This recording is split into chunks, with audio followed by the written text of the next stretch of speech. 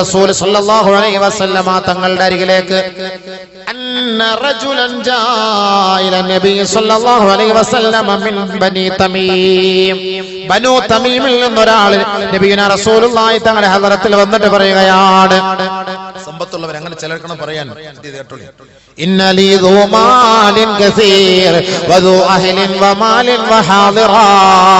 നബിയെ, ഒരുപാട് സമ്പത്തുള്ള വ്യക്തിയാണ് ഞാൻ, ഒരുപാട് പണമുള്ള വ്യക്തിയാണ് ഞാൻ. കൈഫ അസ്നഉ വകൈഫ ഉൻഫിഖു, ഞാൻ എങ്ങനെയാണ് ആ പണം ചെലവ് ചെയ്യേണ്ടത് നബിയെ?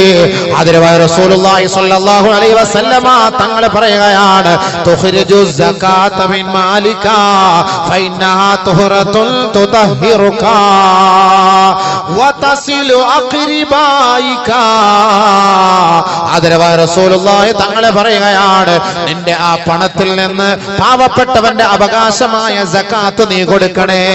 നിന്റെ പണം കൊണ്ട് നിന്റെ പാവപ്പെട്ടവരായ കുടുംബക്കാരുണ്ടല്ലോ, ആ കുടുംബക്കാരെ നീ പോയി സമീപിക്കണേ. ആ കുടുംബക്കാരുടെ അരികിലേക്ക് നീ പോകണേ, അവർക്ക് നീ പണം കൊടുക്കണേ, അവരെ നീ അറിയണേ. അതാണ് നിന്റെ പണം കൊണ്ടുണ്ടാകുന്ന ഗുണമെന്ന് അല്ലാഹുവിന്റെ റസൂൽ പറഞ്ഞപ്പോ ആ സഹാബി പറയുകയാ, അഖിലില്ലി യാ റസൂലല്ലാഹ്, കുറച്ചുകൂടെ ഒന്ന് കുറച്ചു തരുമോ നബിയേ?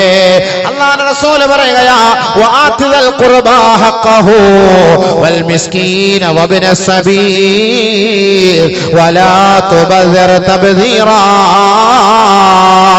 നിന്റെ പണം സാധുക്കൾക്ക് കൊടുക്കണേ, ചോദിച്ചു വരുന്നവർക്ക് കൊടുക്കണേ, അശരണർക്ക് കൊടുക്കണേ, ആലംബഹീനർക്ക് കൊടുക്കണേ, യതീമായ മക്കൾക്ക് കൊടുക്കണേ, പാവപ്പെട്ടവർക്ക് കൊടുക്കണേ.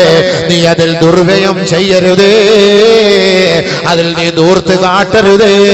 ദൂർത്ത് കാട്ടുന്നവൻ പിശാചിന്റെ അനുയായിയാ, അവൻ ശൈത്താനാണ്, അവൻ പിശാചാൻ.